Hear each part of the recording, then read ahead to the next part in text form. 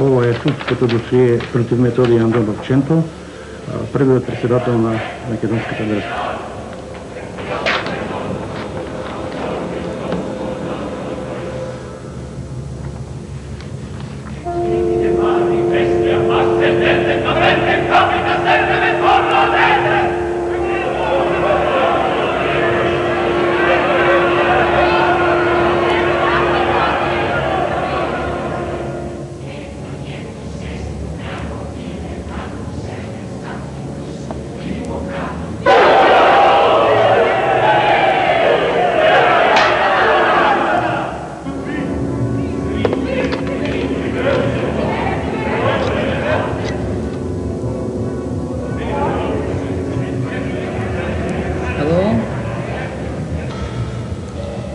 Вие се познававте и го познававте. Бевте и пријатели, па ќе сакате ли нешто да ми проговорите? Што? Да ми кажете нешто во врска со неговата идеја, со неговите определби, со животот. Остави, батали. Молам? Не.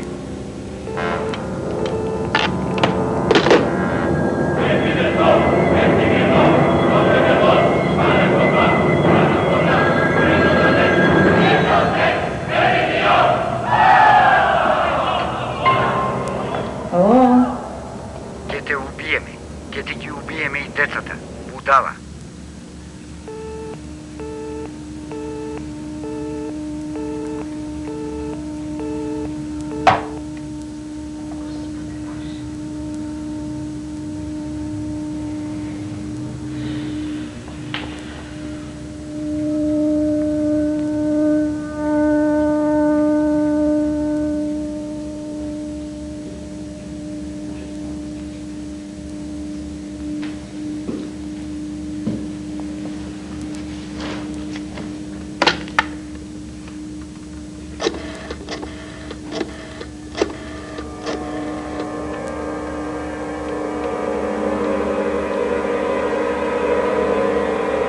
Еден сте од крунските сведоци и верувам оти најдобро би можеле вие да ми кажете за тие настани и тоа време.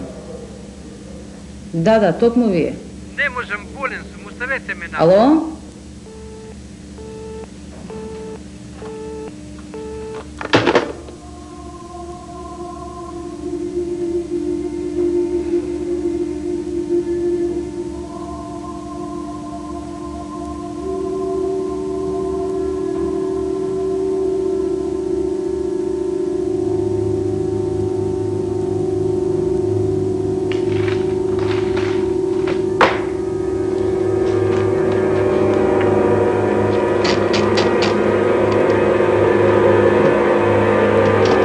Методий Андонов-Ченто е роден на 17 август 1902 година во Прилеп од мајка Захарија и татко Андон.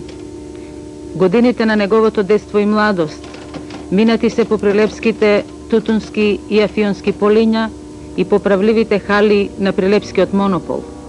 Тоа се години на непрестајна борба за опстанок и за преживување. И покрај се, младиот Методија станува еден од најистакнатите гимнастичари во градот, кој со одличен успех го завршува трговското училиште, зашто постоело само тоа. Пари за натамошно школување надвор од Прилеп тој воопшто и немал. Доаѓањот во старата прилепска чаршија бил место за собирање и договори на напредните младинци, меѓу кои е и Кузман Јосифовски Питу. како и за испраќање помош на партизаните, во кои заминува и Ченто и станува член на главниот штаб, борец за македонската кауза. Како човек од Еснафот, од народот, како дојќанџија, имал многу симпатизери и пријатели. Бил кандидат на неколку предвоени избори, а бил и представник на трговците и угостителите во комората во Скопје. Секогаш смело и отворено зборувајќи против тогашните зла и неправди. Бил нарекуван автономист, сепаратист, противник на режимот, а тој се борел за правда и вистина на својот намачен народ, храбро истапувајќи против српската, бугарската, против окупаторската власт. Во почетокот на 45-та година се формира АСНОМ, се формира президиумот и влада. На чело на владата дојде Лазар Колишевски, а за председател на президиумот да го постави Ченто. Меѓутоа, двајцата не најдов заеднички јазик за да коси интересите, бидејќи Ченто беше толку народен човек, што го сакаше народот него го поштуваше, сакаше во палатата, во владата, Ченто сакаше да влегува сите од една врата. Лазар Колишевски се спротивстави на таа работа. Тој предлагаше службеници да влегуваат една врата, работници да влегуваат друга врата. Кога одеше на службен пат во Белград, често пати јас го возев, прво што ни беше одењето ке другарот Тито. Прво време Тито големо поверење и поштување имаше према Ченто. Го сакаше многу. Другата станица ни беше Бане Андреев Чучков. Тој беше министр за Македонија. Истовремено воденик Апостолски. Значи, од секого беше пошуван првото време. Откога дојде пред Лазар Колишевски, не се засакаја и го суредија човекот. Виновници што го немаме денеска првиот председател на Македонија во наша република, исклучиво се виновни Темпо, Лазар Колишевски, Видој Смилевски и Цветко Узуновски Абас. Само тие се неколку души виновни што денеска не е Ченто жив.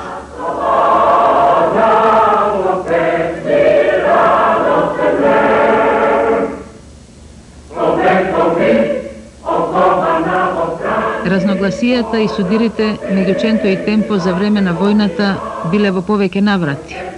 И затоа во кој правец да тргнат ослободителните единици и за членувањето на Видој Смилевски во иницијативниот одбор на АСНОМ и за преголемите компетенции на Темпо и неговите лични кадровски решенија.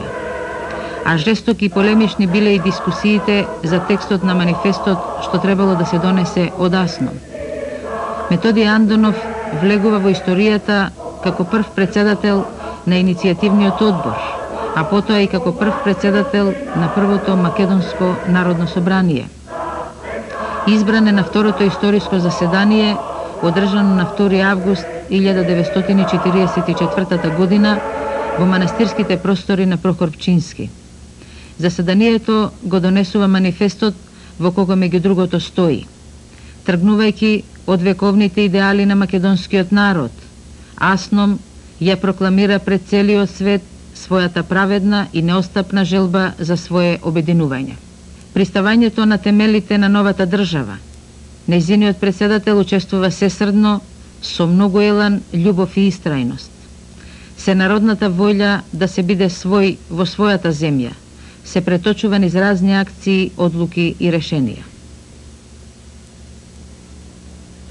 Јас сум Методија Стојковски од Прилеп, шофер на првиот председател на Републиката во Македонија. Со овај Шевролет